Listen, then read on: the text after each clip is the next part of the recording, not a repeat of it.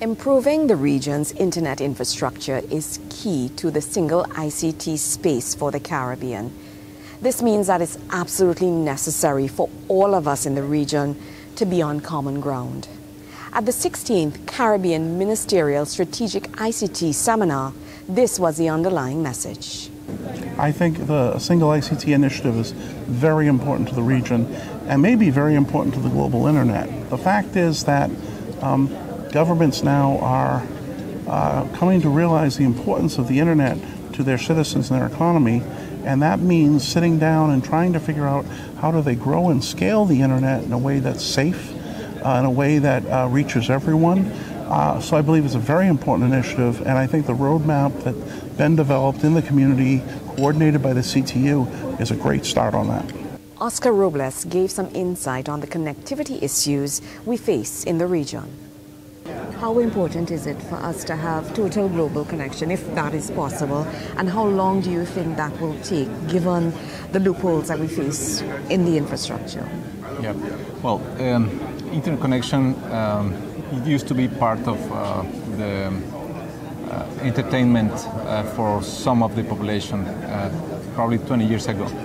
But it's been moving into something bigger and more relevant to the society, not only to some parts of the population. And the possibilities that the internet brings is the exercise of human rights. So internet as an habilitator of those human rights and civil rights should be seen as a way to have the lives improved of the population.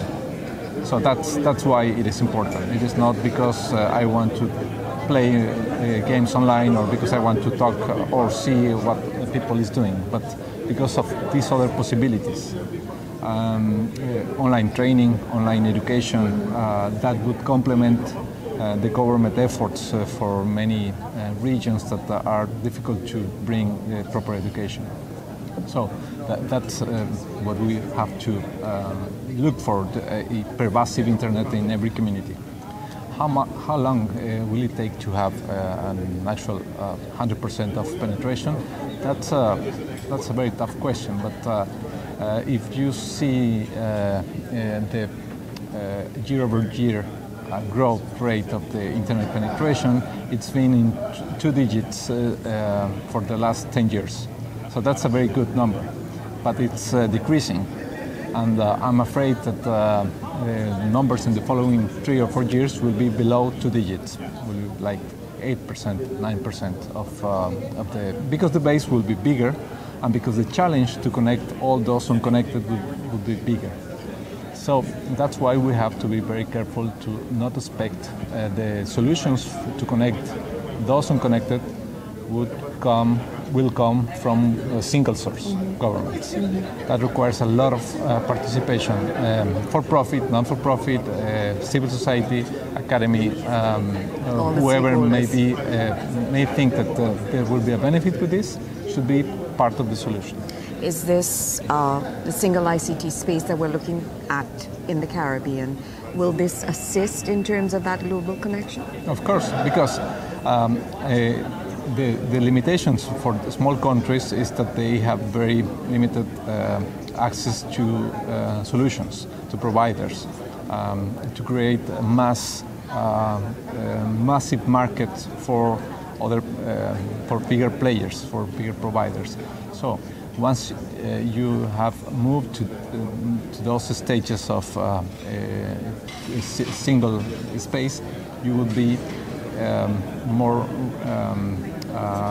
attainable to other bigger providers. They will be more able to do business in different parts of the Caribbean, and that will help to reduce that challenge and look for more relevant, more creative solutions for the rest of the people, those that I was mentioning that unfortunately are not a business case for operators.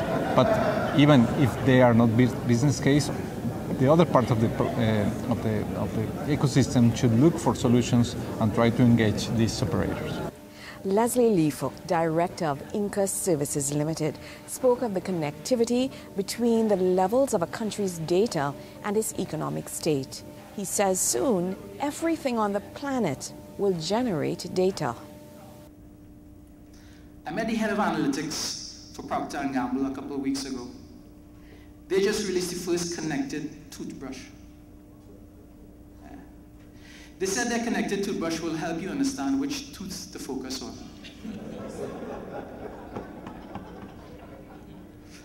Point is, everything on the planet will generate data someday. Yeah. How is that going to work? And it's very simply. So we talked about Procter & Gamble and, Yes. and their connected toothbrush.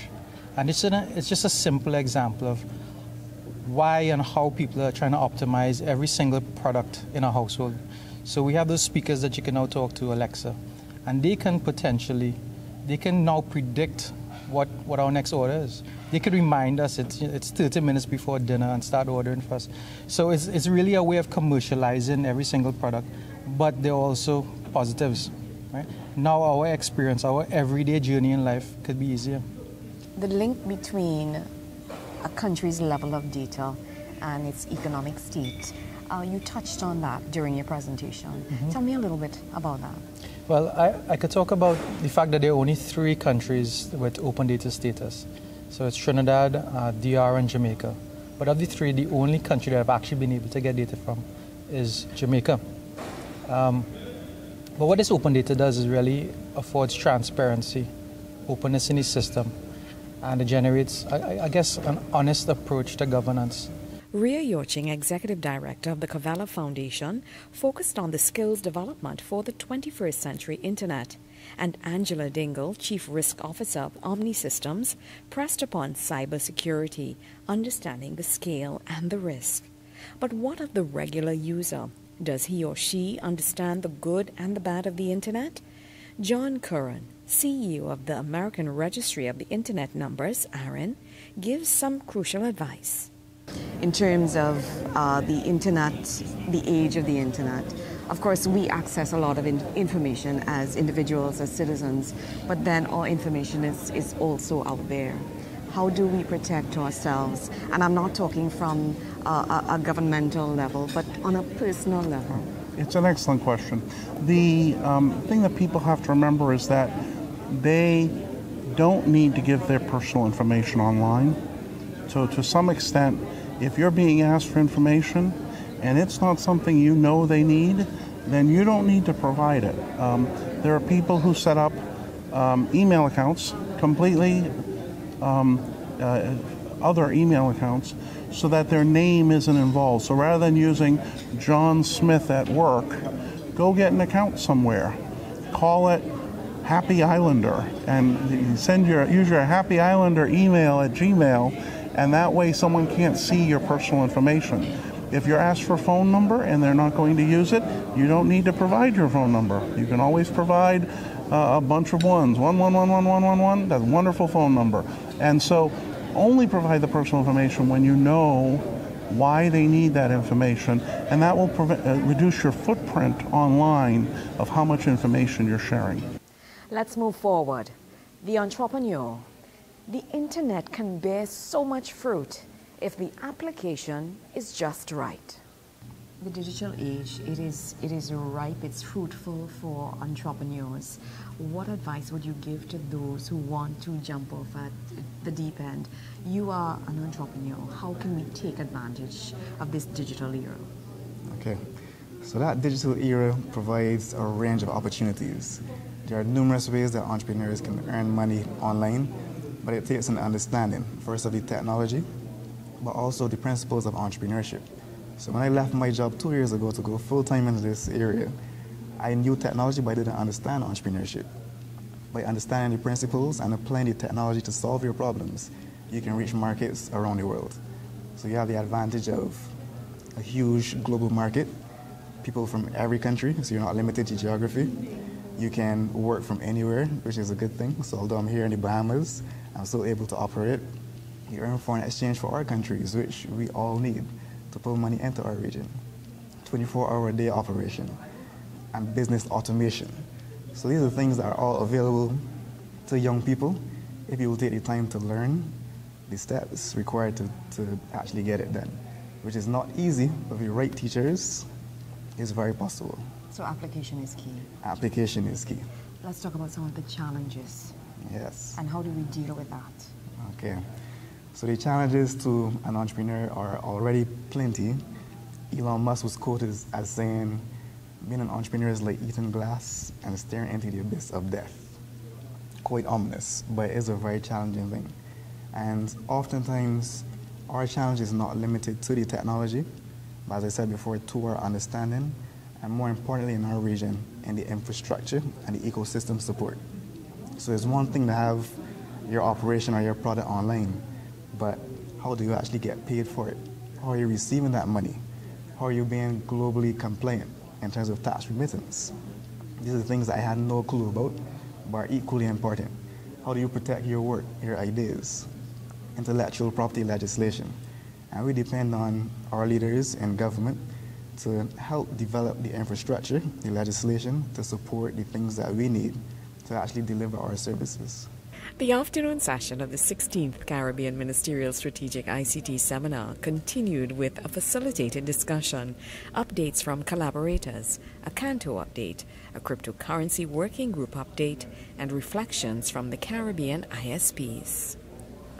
ICT Week in the Bahamas runs from November 27th to December 1st.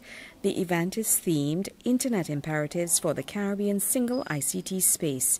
It's hosted by the Government of the Bahamas and its Utilities Regulation and Competition Authority, IRCA, in collaboration with the Caribbean Telecommunications Union, CTU. Nicola Barriteau, Atlantis, Paradise Island, the Bahamas.